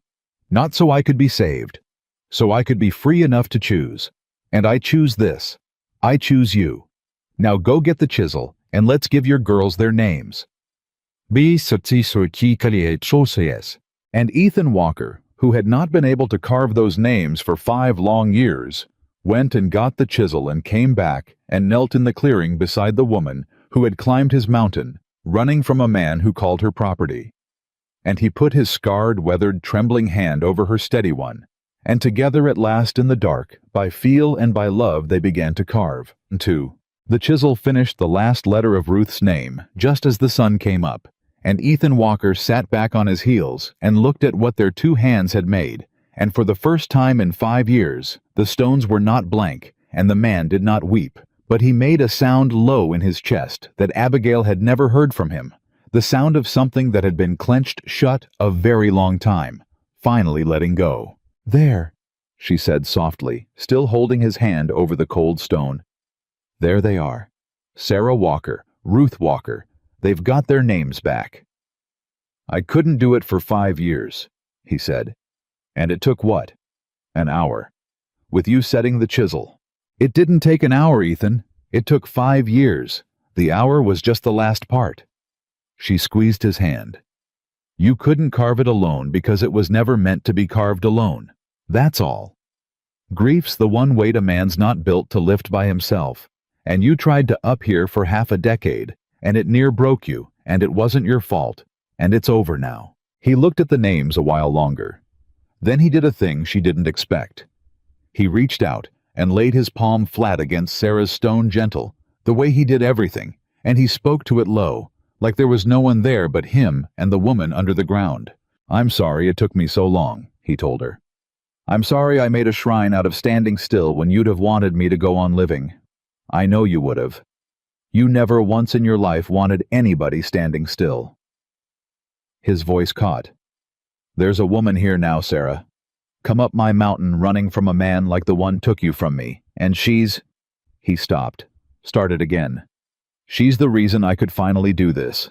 I hope that's all right. I think it's all right. I think you'd have liked her. She's stubborn as a mule, and she throws rocks at men on horseback, and she wouldn't take a plate of beans off me without a fight." A broken laugh. "You'd have liked her fine." Abigail had to look away and let him have the moment, and when she looked back, Ethan had taken his hand off the stone and was getting to his feet, and something in the whole set of the man had changed. Some weight had come off his back that had been bending him for years, and he stood up straighter than she had ever seen him stand. "All right," he said, and his voice was steadier than it had any right to be. "All right, it's done. Let's go down off this mountain, Abigail, both of us, together, and let's go be alive." But the mountain, it turned out, was not quite done with them yet. They walked back down toward the cabin in the new light, and Ethan stopped so suddenly that Abigail near ran into his back, and she felt him go stone still, the way he'd gone still that first day on the ridge, and she followed his eyes down to the yard, and her heart dropped clean into her boots. There was a rider in the yard, just one. Sitting a horse not moving, waiting. And for one sick, lurching instant, Abigail thought, Whitmore thought, escaped thought, it isn't over after all. And then the rider took his hat off, and it was Cole. The same Cole who'd chased her up the mountain that first day. The same Cole whose hat Ethan had shot off his head. He sat there in the yard with his hat in his hands, and his shoulders bowed, and he was alone, and he had no rifle out. And when he saw the two of them come down out of the trees, he didn't reach for anything. He just sat there and waited to be dealt with. "Stay behind me," Ethan said, low hand drifting toward his gun. "I hear you, Walker," Cole called out, and his voice was tired, bone-tired. "I ain't armed. Well, I'm armed. A man'd be a fool up here unarmed, but I ain't reaching, and I ain't going to. I come up alone. You can shoot me if you've a mind to. I'd half understand it." "Then say your piece from right there," Ethan said, "with your hands where I can see 'em and make it quick, because I've had about all I can stand of men from that valley riding up my mountain." Cole turned the hat around and around in his hands. He looked at Abigail, and there was shame all over his weathered face. The same shame she'd seen flicker there that first day before the fear of Whitmore's rifle won out. "I ate at your daddy's table," Cole said to her, "when you was a girl. You probably don't remember. I do. He was a good man, your daddy, and he'd have been ashamed clean to death to see me riding a woman down off a mountain for pay, and I knew it even while I was doing it, and I done it anyway, because Whitmore paid, and a man's got to eat, and that's the sorriest excuse there ever was, and I knew that too." He swallowed. "I come up here to say I'm sorry. That's all. That's the whole of it. I ain't asking you to forgive it. I'm just a man ought to be able to say the words to the face of the person he wronged, and I never have been much of a man, Miss Turner, but I aim to be that much of one at least before I ride off your mountain for good." Abigail stepped out from behind Ethan. "Abigail, it's all right." She walked toward the rider, and she looked up at Cole at the shame and the tiredness, and the honest, ugly regret of a weak man trying too late to be a little less weak. And she thought about what she'd said in the street. "I won't be one more man who owns this valley by making everybody feel small." And she understood that mercy wasn't something you said once and were done with. It was something you had to keep choosing over and over, to whoever rode into your yard asking for it. "Get down off that horse, Cole," she said. He hesitated. "Ma'am, get down." You don't apologize to a person from up on a horse looking down at him. My daddy taught me that at that same table you're talking about. Get down and say it to my face like a man, since that's what you rode all this way to do." And Cole got down off the horse slow, and he stood in front of her with his hat in his hands. A big rough man made small by his own conscience. And he said it again, quiet, just the two of them. "I'm sorry, Miss Turner, for the chase, for the fear I put in you. For every bit of it." "I know you are," Abigail said. "I could see it that first day, even while you were doing it. That's what made it worse, honestly, that you knew better and did it anyway." She let that sit a moment. Then her voice gentled. "But I'm not the woman you chased up this mountain anymore, Cole. That woman was scared, and scared people keep score. I stopped keeping score somewhere on the way back down. So here's what I'll say to you, and then it's finished between us." She looked him in the eye. "I forgive you. Not because you earned it, because you didn't, and we both know you didn't. I forgive you because I'd rather be a person who gives it than a person who hoards it up like Whitmore hoarded his papers. Carrying your debt around wouldn't cost you a thing, Cole. It'd only cost me. So I'm setting it down. We're square." Cole's eyes went wet, and he looked away. And when he looked back, he did a thing that meant more than any words could have. He turned to Ethan, and he put his hat back on just so he could take it off again properly, and he tipped it to the mountain man. "You're a better man than this valley deserved, Walker," Cole said. "And she's a better woman than that rich devil ever had the sense to see. I'll tell him down below how it was up here, the truth of it, what you both did. You've got my word on that for whatever a coward's word is worth." "A word's a word," Ethan said, and some of the hardness went out of him. "A man that rides up alone to say sorry, knowing he might get shot for it, that's not nothing, Cole. That's more than most would do. Go on home. And if you meant that about telling him the truth, then be a man who tells the truth from here out. It's a habit like any other. Gets easier the more you do it." Cole rode down the mountain, and this time nobody chased anybody, and nobody was afraid, and Abigail stood in the yard and watched the last piece of that first terrible day ride away into the morning, forgiven and finished. "You didn't have to do that," Ethan said quietly beside her. "Forgive him." "I know I didn't. That's what made it worth doing." She leaned into his side, and his arm came around her easy now, no more arm's length. That distance finally closed for good. Down in that valley, mercy was weakness. Whitmore taught everybody that. A person who forgave was a person you could take advantage of. But that's backward, Ethan. It's exactly backward. It takes nothing to hold a grudge. Any small frightened man can do. That Whitmore did it his whole life. It takes everything to set one down. She looked up at him. "You taught me that you know, not with words. You never say enough words.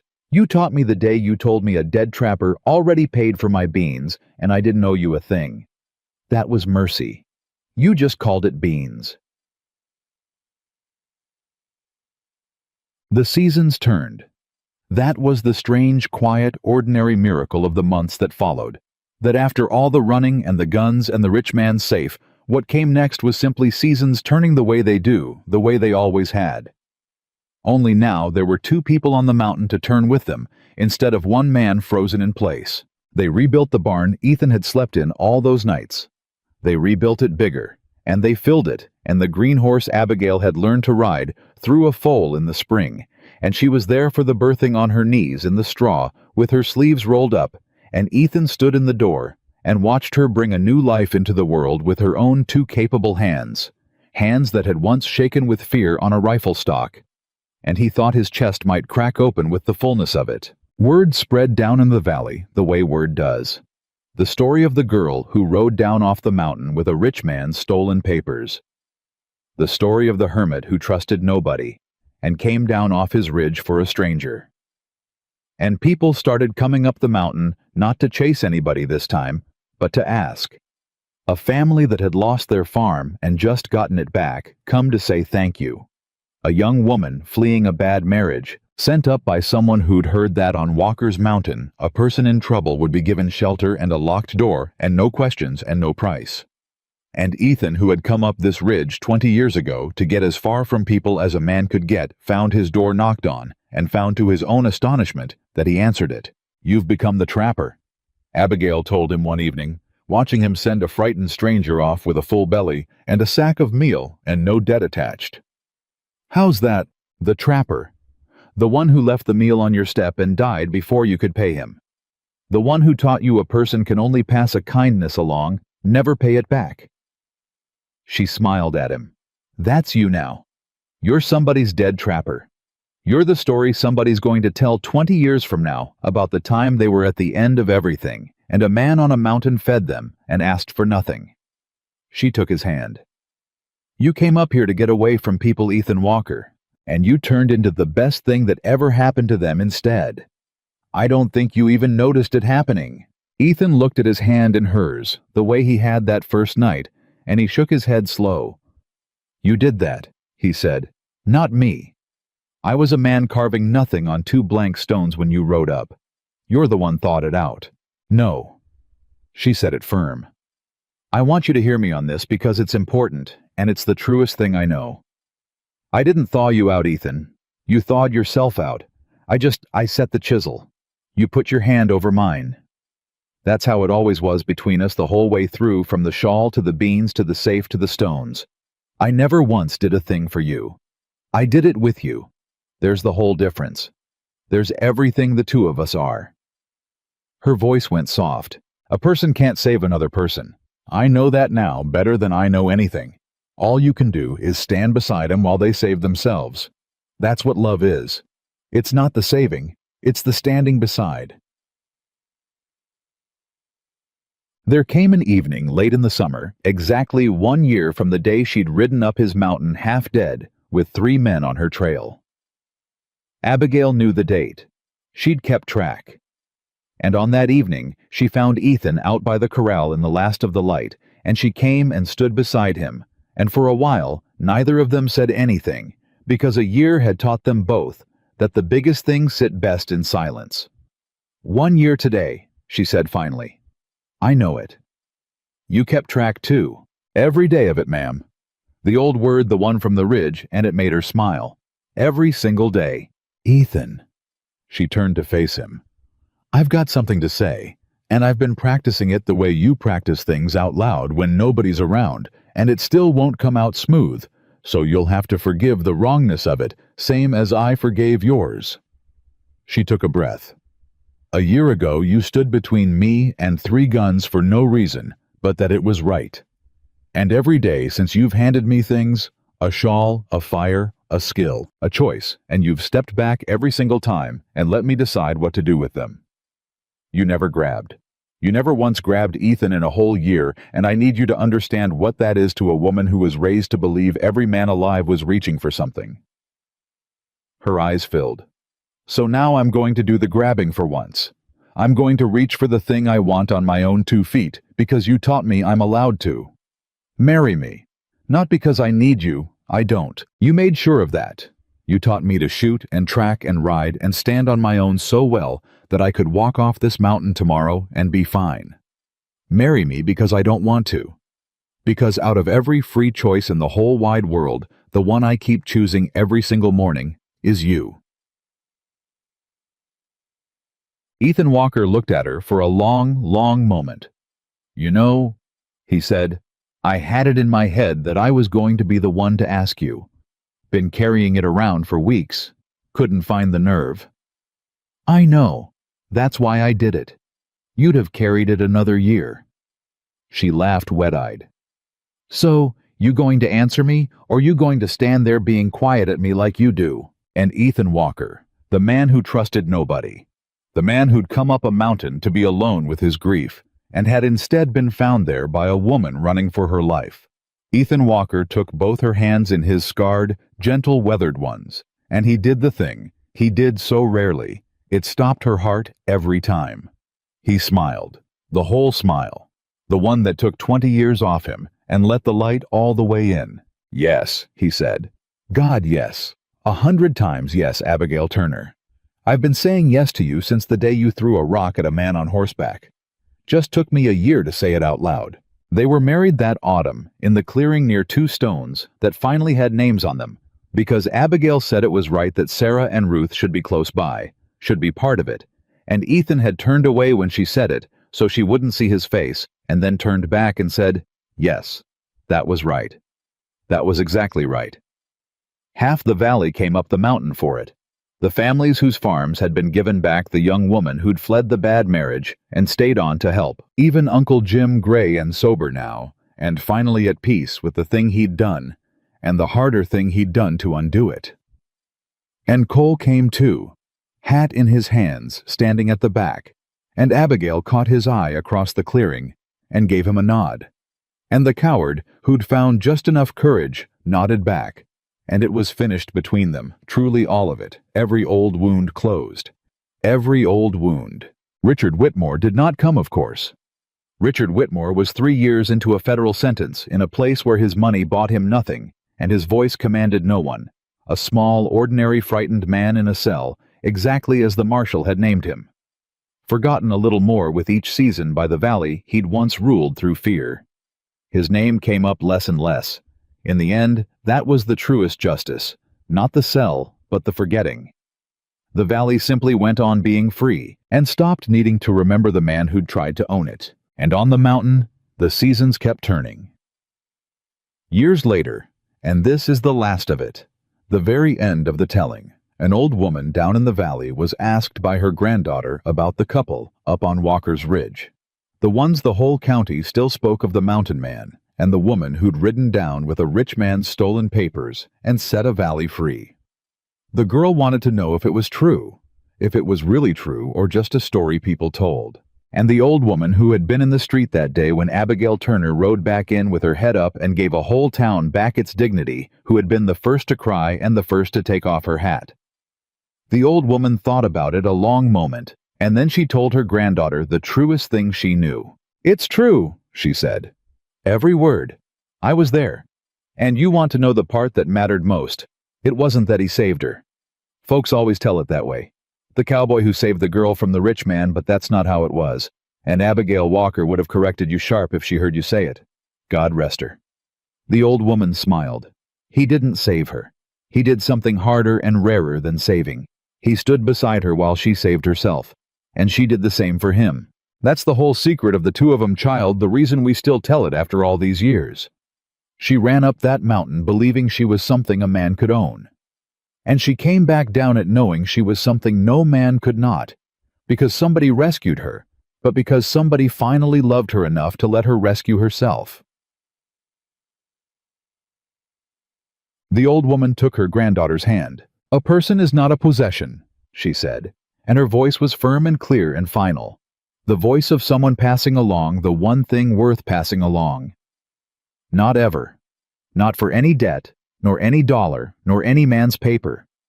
Every soul that draws breath deserves to be free, and to be chosen, and to choose right back. That's what those two proved up on that mountain all those years ago. That love that owns you isn't love at all, and love that sets you free. She squeezed the girl's hand. Well, that's the only kind there ever was. And up on the ridge where two people had once been alone with their grief and their fear, and had found in each other something better than either, the wind moved through the pines and the seasons turned, and the mountain kept forever the names of everyone it had set free.